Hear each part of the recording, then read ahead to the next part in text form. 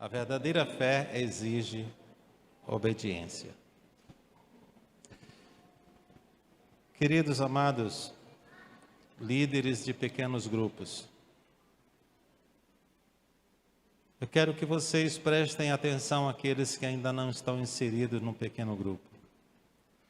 Porque a mensagem vocês ouvirão hoje aqui. Mas lá no pequeno grupo, vocês poderão discutir melhor e ver como vocês podem aplicar em suas vidas. Compartilhando. No pequeno grupo não há um professor onde se dá aula. No pequeno grupo é para vocês compartilharem a palavra de Deus. De acordo com o roteiro, tem lá algumas perguntas que é feita justamente de acordo com o que ouve-se na noite. Lá no seu PGM você vai discutir melhor e ver como vocês podem aplicar compartilhando um com o outro. É muito importante que você participe de um pequeno grupo. No pequeno grupo você não somente é ajudado, você ajuda as pessoas. No PGM vocês se conhecem melhor, sabem melhor as necessidades um do outro e vocês poderão orar uns pelos outros. Fiquei muito feliz de ver que nós temos 2 pequenos grupos de crianças. Lá em Fortaleza, quando estávamos reunidos ouvindo sobre igreja multiplicadora, houve uma menina chamada Abigail. Abigail, ela tem apenas 8 anos de idade. E a Abigail está ganhando pessoas para Cristo através de um pequeno grupo no seu condomínio. Começou na sua escola. Na escola, ela tem um pequeno grupo onde ela se reúne com crianças que queiram oração pelos seus pais. E o pai dela motivou ela, aliás, ela que pediu ao pai para ajudá-la a estudar a Bíblia no seu condomínio com as crianças. Algumas amigas, ela disse que tem, não estou lembrando quantos amigos, não sei se Vilma lembra quantos amiguinhos ela tinha no condomínio e que já estavam dispostos a se reunir com ela para estudar a Bíblia juntas, compartilhando a palavra de Deus. Não me lembro se era entre 11 crianças, 11, 12 crianças por aí, mais ou menos. E ela pediu ao pai para ajudá-la a preparar o roteiro do PGM para estudar, para compartilhar com as crianças, com essas 11 crianças, 11 ou 12 crianças, no seu condomínio. E a gente louva a Deus, porque há crianças querendo ganhar pessoas para Cristo. Há crianças querendo compartilhar o Evangelho de Jesus Cristo. E uma das coisas que a gente precisa entender, qual o objetivo que o Senhor Jesus Cristo nos chamou? Se não foi para gerar discípulos, se não foi para fazermos discípulos, compartilharmos o amor de Deus. O principal objetivo é este. Ele nos deu o seu Espírito Santo para que nós pudéssemos compartilhar o amor de Cristo com aqueles que ainda não o conhecem. E hoje nós vamos falar justamente sobre a verdadeira fé. Ela exige obediência. O pastor Mendes está dizendo. É a Bíblia Sagrada. E amados, aqui sempre que eu pregar, vocês podem consultar a Bíblia Sagrada. Se não estiver lá, diz, pastor, você está falando de você mesmo. Pode me procurar e dizer isto. Porque tudo que nós falamos aqui está escrito na Bíblia. Prestem bem atenção. Abram, por gentileza, Hebreus capítulo 11. Vamos ler do versículo 24 ao 29.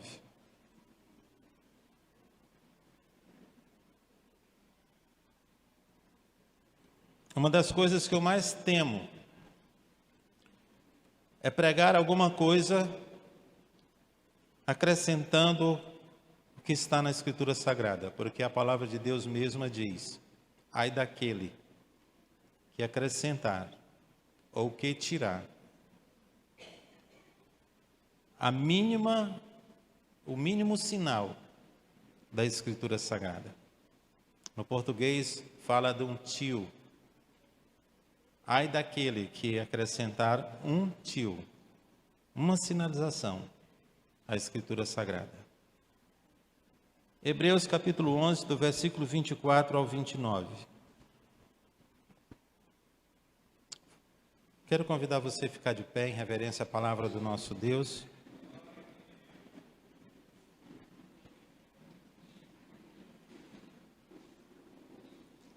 Leio, os irmãos observem atentamente a leitura, tá bom? Pela fé, Moisés, já adulto, recusou ser chamado filho da filha de Faraó, porque preferiu ser maltratado com o povo de Deus a desfrutar o prazer transitório do pecado. Por causa de Cristo, considerou a desonra uma riqueza maior, considerou a desonra a riqueza maior que os tesouros do Egito, pois contemplava a recompensa. Pela fé saiu do Egito por não temer a ira do rei, e perseverou, porque via aquele que é invisível.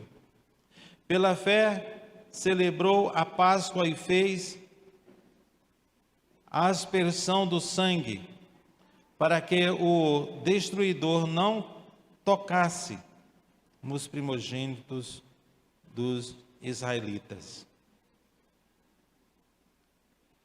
Pela fé, o povo atravessou o Mar Vermelho em terra seca. Mas quando os egípcios tentaram fazê-lo, morreram afogados. Podeis assentar. Nós já oramos. O capítulo 11 todo, a partir do primeiro versículo, é falando sobre fé. E o primeiro versículo diz que a fé é a confiança naquilo que esperamos e a certeza das coisas que não se veem. E aí vai falando de alguns heróis da fé. E na Bíblia Sagrada, em toda a Escritura Sagrada, pela fé, homens e mulheres, no interesse de obedecer a Deus, abriram mão de qualquer coisa que pudesse lhe impedir de obedecer melhor ao Senhor. Qualquer coisa que ameaçasse interferir no relacionamento deles com Deus, eles abriram mão. Por mais importante que fossem em suas vidas, eles abriram mão. Um dos exemplos, Ana, ela abriu mão do seu filho primogênito. Ela entregou o seu filho no templo. Não deixou de dar assistência, mas só via ele uma vez por ano. Você que é mãe, você faria isto? Ana fez. Ela fez uma oração e na oração ela prometeu. E quando o menino nasceu, ela não mudou de ideia, porque se ela tivesse mudado de ideia, o seu relacionamento com Deus estaria quebrado. Ela fez uma promessa que não cumpriria. Daniel, um homem de Deus, um jovem, abriu mão das iguarias do rei, numa terra onde ele era escravo. Ele tinha saído da sua pátria, da sua terra natal, e agora estava escravo na Babilônia. E ele, entre muitos jovens, tinha sido escolhido para sentar à mesa do rei e comer das iguarias do rei. E Daniel abriu mão deste privilégio para não perder a sua identidade. Ele sabia muito bem que no seu relacionamento com o rei e com as demais iguarias do Egito, aliás, da Babilônia, ele poderia perder a sua identidade. E ele se recusou. Mas não somente Daniel, Abraão, um homem de Deus, só teve um filho. E quando Deus o pediu, em nenhum momento ele retrucou ou pensou em não obedecer a Deus. O próprio Deus o impediu de sacrificar o seu filho, mas ele, pela obediência a Deus, pela fé que ele tinha no Deus Altíssimo, se ele ia lhe dar um outro filho ou se ele ia ressuscitar o seu filho, eu não sei o que ele pensou. Mas em momento algum ele deixou de acreditar de que ele seria pai de uma grande nação. O apóstolo Paulo, ele abriu mão de ser, quem sabe, o substituto de Gamaliel, o professor dos professores, o homem mais eloquente, o professor mais renomado, e abriu mão até da sua riqueza, porque ele era um jovem rico, porque ninguém estudava aos pés de Gamaliel se não tivesse condições de pagar, e não era todo mundo que tinha condição de pagar Gamaliel para estudar aos seus pés. Significa que Saulo, antes de ser Paulo, era um jovem de posses. Mas ele mesmo declara que tudo que ele poderia ganhar, toda a fama de homem eloquente que ele realmente não deixou de ser. Mas ele diz que tudo aquilo que era para ele lucro, considerou perda, considerou esterco, para andar na presença de Deus, segundo os seus conselhos. Nesse texto nós acabamos de ler, fala de Moisés. Ao exercer a sua fé, ele abriu mão da fama, das iguarias do Egito, e de tudo que poderia atrapalhar a sua relação com Deus. Ele poderia ser o próximo faraó, mas ele abriu mão para viver de acordo com os preceitos de Deus. 40 anos depois, Deus o chama para usá-lo para a libertação do seu povo.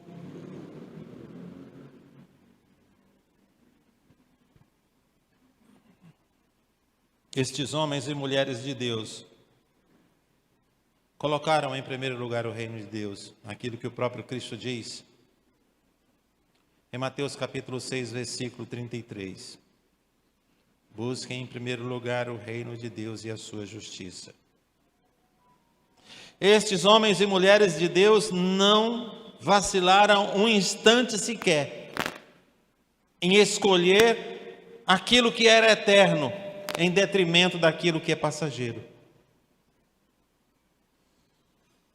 Toda a fama, tudo que ele poderia galgar, ou eles, eram coisas passageiras. Embora nem sempre eram efêmeras, mas eram importantes, mas eles não pensaram em nenhum instante em não abrir mão para ter um relacionamento com Deus, de obediência e fé. Queridos, a nossa fé é sempre provada para o nosso crescimento espiritual, saiba disto. A nossa fé é diariamente provada. E as nossas decisões diariamente influenciam na nossa fé, no nosso relacionamento com Deus.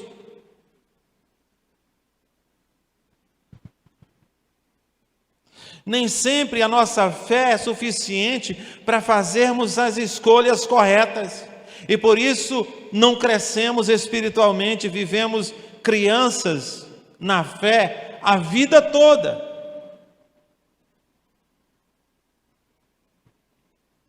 É impossível crescermos na fé e vivermos uma vida desalienada ou desalinhada da vontade de Deus. Essa vontade que está expressa na Escritura Sagrada, na Bíblia. Nós não podemos ter achismo naquilo que é a vontade de Deus. A vontade de Deus, ela sempre está neste livro.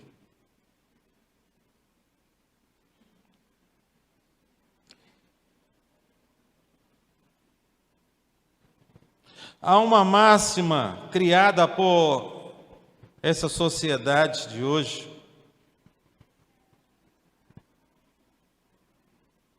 essa sociedade consumista, que contrapõe o ensinamento das Escrituras, no qual muitos cristãos estão embarcando. Importante é ser fiel. Vou à igreja, eu oro, entrego o meu dízimo, sou fiel, está tudo bem. Mas quando a nossa fé é provada, fazemos as escolhas certas, escolhas que está dentro dos princípios da Escritura Sagrada, nossas escolhas estão de acordo com a vontade daquele que é o nosso Deus e eterno, embora invisível, mas real. E como consequência dessa máxima diabólica,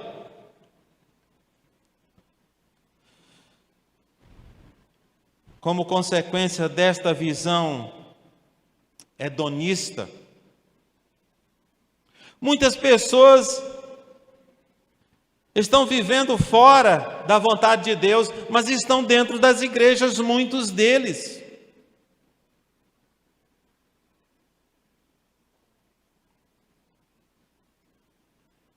Achando que estão fazendo a vontade de Deus, mas não conhece Deus para saber a sua vontade. Estão caminhando a passos largos para o inferno, porque ignoram a vontade de Deus.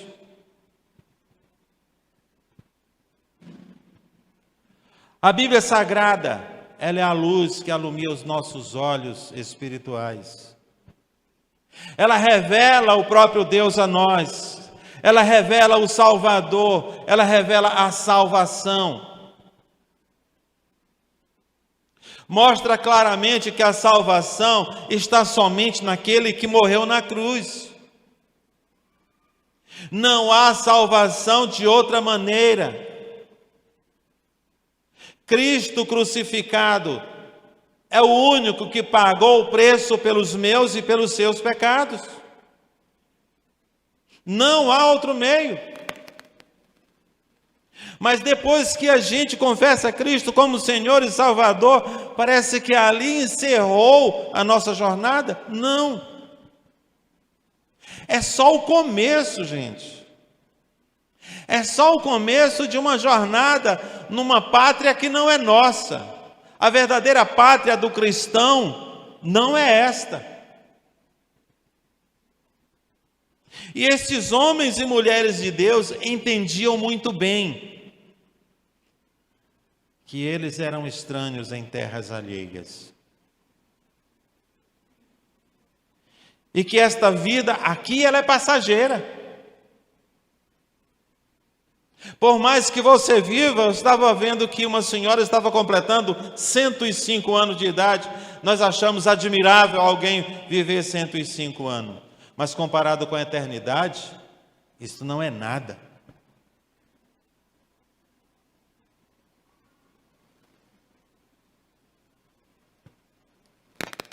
Todos estes homens e mulheres de Deus que escolheram obedecer ao Senhor e abrir mão daquilo que deveriam abrir mão para ter um melhor relacionamento com Deus, para não serem impedidos de obedecê-lo, todos eles entenderam que em detrimento daquilo que é passageiro, o que é eterno é muito melhor, por mais sacrificante que seja.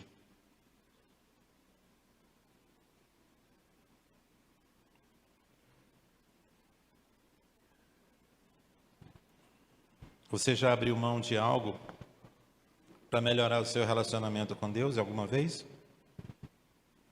Você já esteve diante de uma situação assim? Quando nós aceitamos a Cristo Jesus, nós estamos abrindo mão de um mundo de pecado. Foi a primeira coisa que nós abrimos mão quando nós aceitamos a Cristo. Estamos dizendo para Cristo que estamos abrindo mão da nossa vontade para viver a vontade dele no dia que nós aceitamos a Cristo. Nós estamos dizendo para nós mesmos que nós estamos nos comprometendo com aquilo que o Senhor quer de nós. Mas o dia que nós aceitamos a Cristo é só o começo. Há uma jornada para nós trilharmos. Onde a nossa fé cada dia é provada, mas é necessário que sejamos aprovados por aquele que prova a nossa fé. E mais uma vez eu quero repetir a interrogação. Você já abriu mão de algo para melhorar o seu relacionamento com Deus? Porque a verdadeira fé é disposta a abrir mão de qualquer coisa que lhe impeça de servir melhor a Deus. O jovem rico, quando se encontrou com Cristo Jesus, ele perguntou o que era necessário para ele ser salvo. Ele não abriu mão da sua riqueza. Mas muitos de nós não precisamos ser provados com riqueza ou com bens materiais. Às vezes somos provados com coisas muito menores e mais efêmeras e não passamos, não somos aprovados, porque não sabemos a vontade de Deus. Ignoramos o que Deus quer de nós.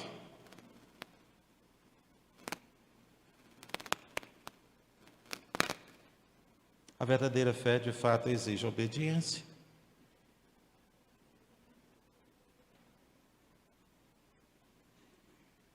Os valores eternos, em segundo lugar, os valores eternos estão sempre, cada vez mais, barateados nos dias de hoje, nas pregações, em algumas igrejas. Há muitos cristãos relativizando os valores eternos. E por isso estão comprometendo até os valores familiares.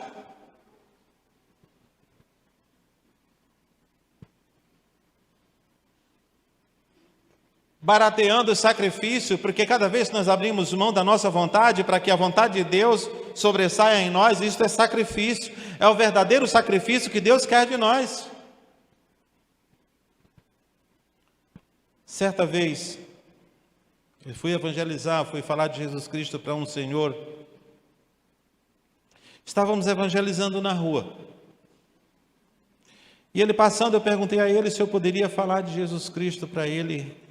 Naquele momento, se ele teria uns 2 minutos para mim. Ele disse, claro. Como bom católico, ele parou e quis ouvir de Jesus. E eu falei do sacrifício que Jesus Cristo tinha feito por ele, que a salvação era gratuita. Ele logo me interpelou e disse, pare aí. Quer dizer que o sacrifício que eu faço não vale nada? Eu digo, com exceção o sacrifício de fazer a vontade de Deus, e você abrir mão da sua vontade para fazer a de Deus. Este é o sacrifício que Deus quer que você faça. Ele disse, mas eu fui a Santa Cruz dos Milagres, caminhei, gastei não sei quantos pares de sandália, carregando uma cruz pesada nas costas até lá. Você quer dizer que isso não me valeu nada?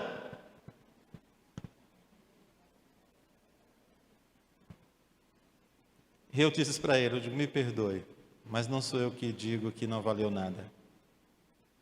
A Bíblia é sagrada. Deixa bem claro que o sacrifício de Cristo foi suficiente para lhe salvar.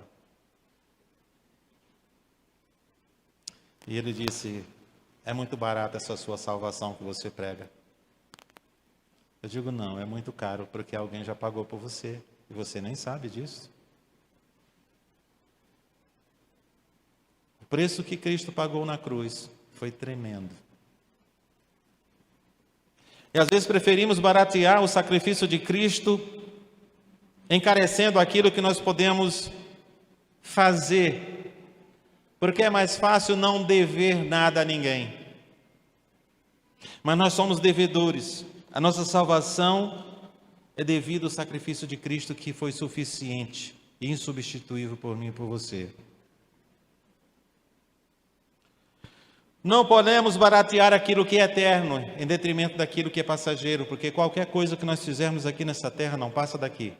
Qualquer coisa que possuirmos aqui não passa daqui. Mas aquilo que Deus requer de nós é eterno quanto à sua duração. A obediência é uma delas. O sacrifício das nossas vontades em detrimento da vontade de Deus. A felicidade.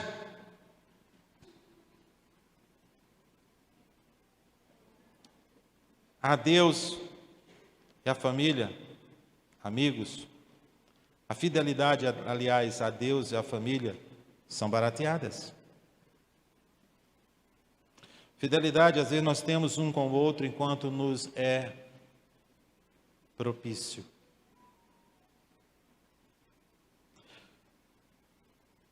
A fidelidade, quando nós não somos fiéis um ao outro, jamais seremos fiéis a Deus. Se não somos fiéis a uns aos outros que nós vemos, como nós podemos sermos fiéis a Deus a quem não vemos? A fidelidade é algo eterno.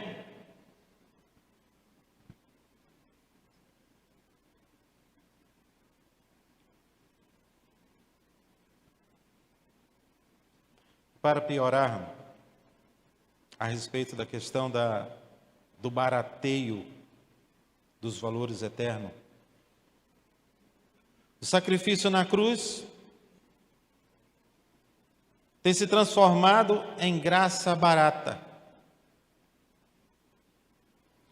Não exige de nós nada.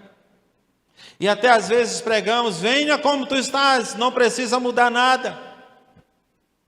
O Senhor aceita como você é e aonde você está, para te transformar e tirar do teu lugar de onde está. Deus não recusa nenhum pecador, porque Ele quer pegar o pecador de onde está e tirar daquele lugar de pecado. Não há pecado que o Senhor não tire de nós. Não há pecado que Cristo não perdoe. Não há pecador que o Senhor não o ame e não tenha interesse de transformar a vida. Não há. Ele não faz acepção de pessoas. Ele aceita você como estás, mas não aceita que você continue do jeito que é. Através da nossa obediência, através da prova da nossa fé, procurando fazer a vontade de Deus, Ele nos transforma naquilo que Ele quer que sejamos. Mas para isso é necessário que nós não barateemos aquilo que Deus fez por nós.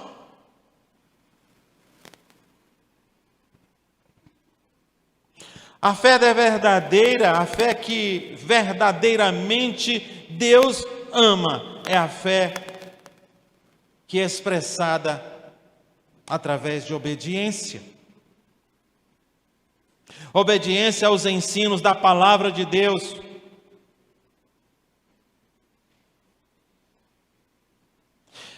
Esta palavra aqui proclama o quanto é mais importante ser fiel do que ser feliz. Porque quando buscamos a nossa própria felicidade, nós buscamos o conforto, nós buscamos a nossa vontade, porque é muito mais confortável fazer a nossa vontade do que a vontade de Deus. E aí, deixamos de ser felizes. Mas quando nós buscamos a fidelidade, a vontade de Deus para nossas vidas, a felicidade ela não é passageira, é algo eterno. Ela não passa com as tribulações. Ela não passa com as provas.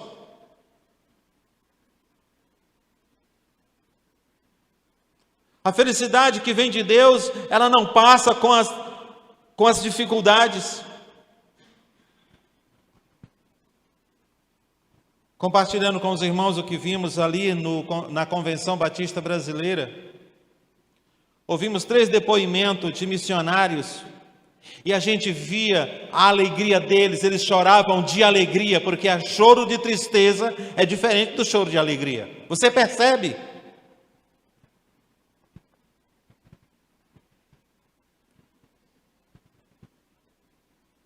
Eles não podiam dizer o próprio nome deles, eles tinham que dizer um nome que não é o deles, para que eles pudessem dar o testemunho ali, sem ter o perigo de ser gravado e ser exposto nos seus países onde eles evangelizam.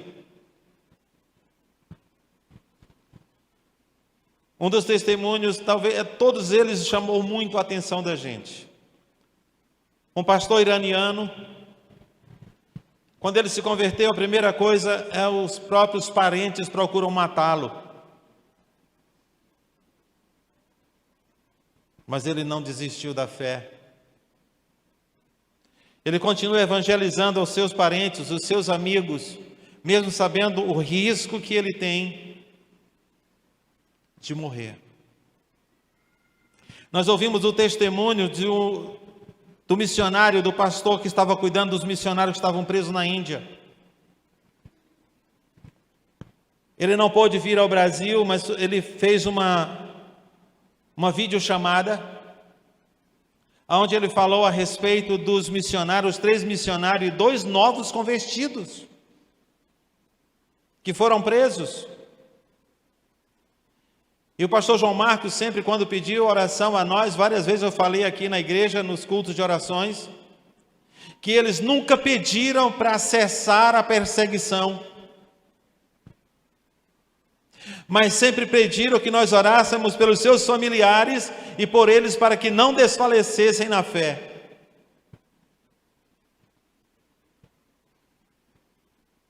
Pastor Pita, um chinês, ele é o coordenador de missões na China, não pode mais entrar no seu país, porque ele foi expulso, está vivendo nas Filipinas.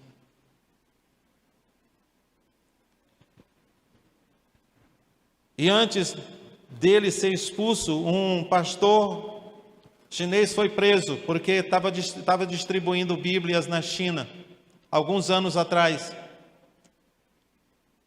Na Ordem dos Pastores, nós ouvimos esse testemunho. O pastor João Marcos estava falando que não sei quantos daqui se lembram quando havia uma campanha, uma Bíblia para a China. Quantos aqui lembram? Doe uma Bíblia para a China. Só eu lembro. Era uma campanha da Junta de Missões Mundiais. E as Bíblias estavam sendo distribuídas nas comunidades. E este pastor estava distribuindo Bíblias. E ele foi preso.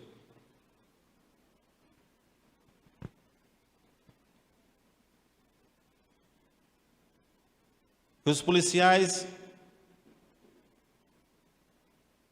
torturaram ele para que ele dissesse de onde tinha vindo essas Bíblias. Qual era a fonte? Bateram muito nele. Houve um momento em que os torturadores cansaram de bater E aí foram tomar água. E o pastor João Marcos disse que aquele homem, aquele missionário disse: mas Senhor, por que que eu estou aqui pendurado de cabeça para baixo? Meus braços estão quebrados, costelas minhas estão quebradas. Se eu estava fazendo a tua obra, Senhor, por quê?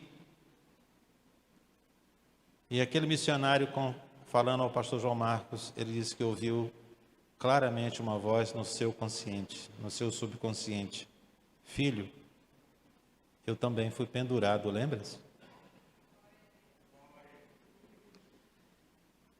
E ele disse que naquele momento pediu perdão a Deus. Ele disse: como que eu posso estar reclamando? Eu ainda estou vivo.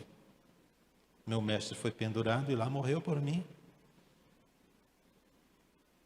Depois de alguns dias, seus filhos foram visitá-lo na prisão. Encontraram ele todo machucado. E eles três disseram: pai, eles estão impedindo um de entregar a palavra de Deus aos perdidos. Mas agora eles vão ter que impedir mais três, porque nós agora vamos dar continuidade à obra.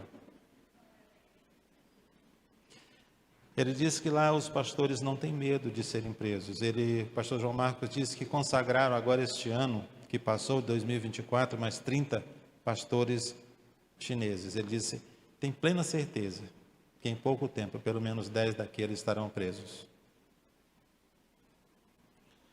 Isto é sacrifício que agrada a Deus. Nem sempre é necessário ou não garante que você tenha que sacrificar alguma coisa. Mas tendo o coração voltado para a obediência, isso é que é importante.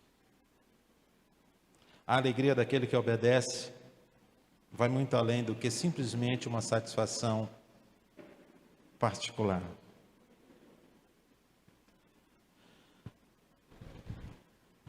Moisés deixou tudo para trás e não recebeu nenhuma indenização. No dia em que saiu do palácio, no versículo 27 desse texto de Hebreus, capítulo 11, diz o seguinte: pela fé saiu do Egito, por não temer a ira do rei,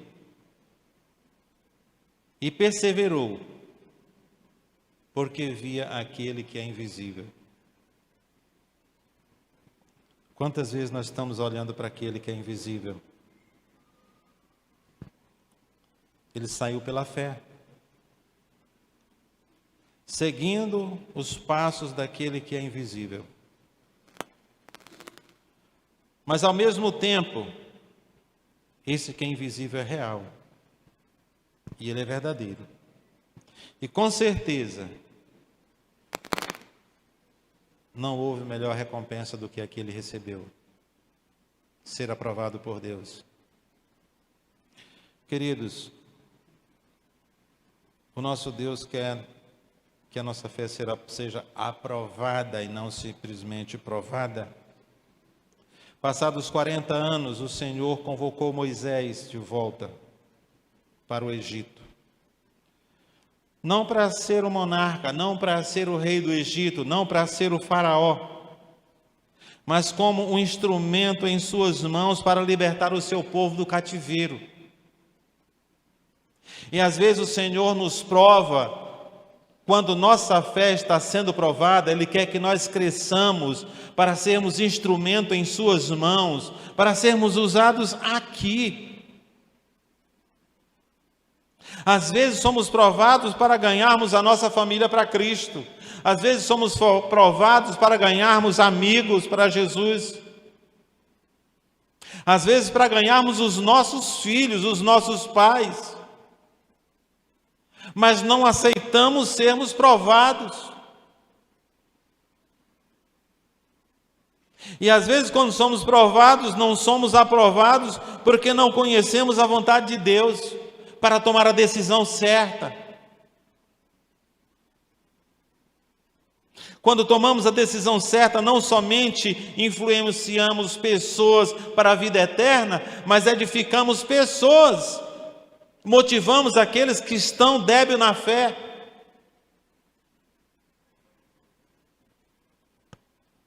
Deus tem interesse em utilizar cada um de nós como instrumento em suas mãos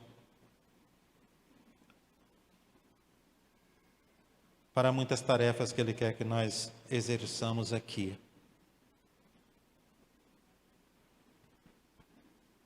Há um mundo para nós transformarmos. Há vidas para nós influenciarmos.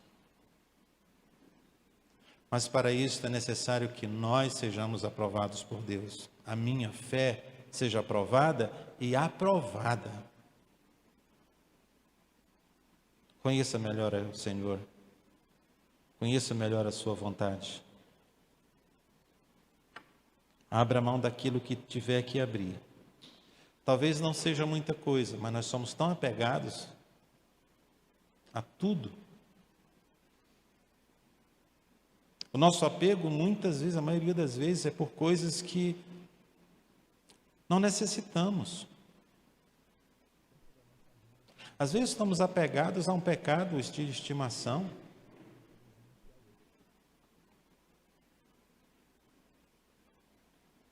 Às vezes estamos apegados às nossas opiniões particulares.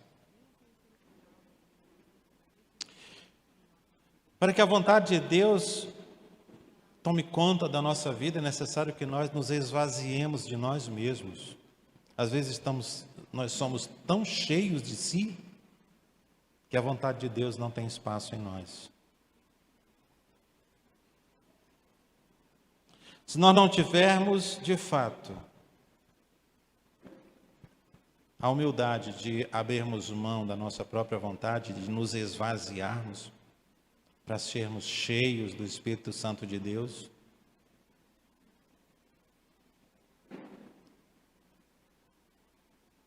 o Senhor não vai perder muito com isso, mas nós perderemos. Temos que deixar o nosso egoísmo de lado e sermos humildes o suficiente para sabermos que nós não sabemos muita coisa, para que aquilo que venha de Deus encha a nossa mente, encha o nosso coração e nos torne sábio para obedecer.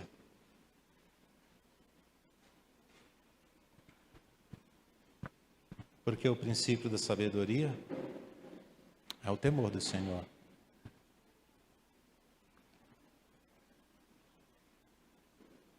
Exerça a sua fé, de maneira que, se provado for, faça boas escolhas e que a vontade de Deus seja aquilo que você escolher. Vamos orar? Coloque diante de Deus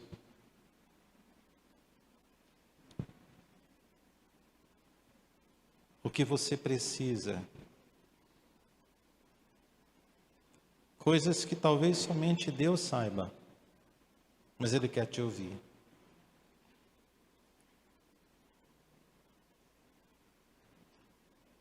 Permita que o Espírito Santo de Deus te encha de entendimento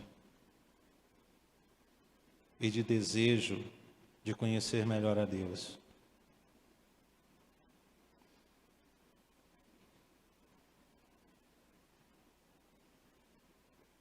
Para nós conhecermos melhor a Deus, é necessário que nós abramos a nossa mente, o nosso coração, sem reserva, colocando diante de Deus as nossas necessidades, aquilo que somos. Uma coisa que eu peço ao Senhor todos os dias é que eu sou completamente dependente dEle e que não permita que eu viva de maneira nenhuma de acordo com a minha vontade. Porque a minha vontade sempre é contrária à vontade de Deus. Sempre. E eu preciso da orientação do Senhor cada dia, cada momento. Coloque diante do Senhor aquilo que você precisa também. O Senhor te ouve. Ele quer te transformar. Ele quer mudar a sua realidade. Ele te aceita como você é. Mas você precisa permitir que o Senhor te transforme naquilo que você precisa ser. Aquilo que Ele quer que você seja. Todo-Poderoso Deus, estamos diante do Senhor. O Senhor conhece cada coração aqui presente, Pai. O Senhor conhece cada desejo, cada vontade, cada intenção. E quero colocar diante do Senhor cada vida que o Senhor trouxe aqui esta noite.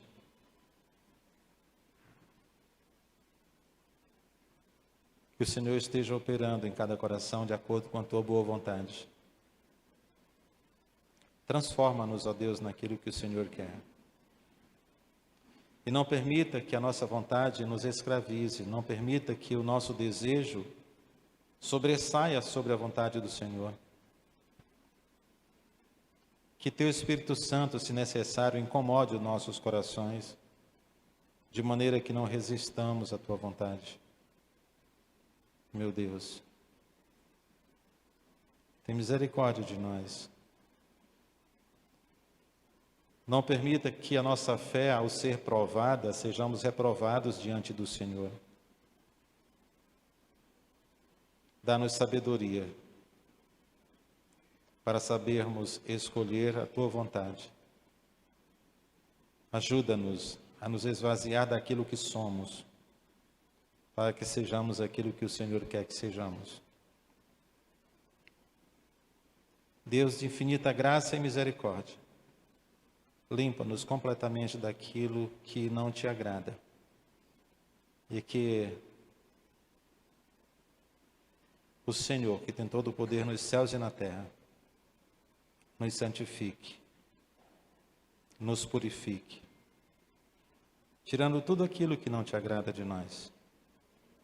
E obrigado, Senhor, porque não somos merecedores de forma nenhuma, mas o teu amor é maior do que o nosso pecado. Obrigado. Oramos em nome de Jesus. Amém.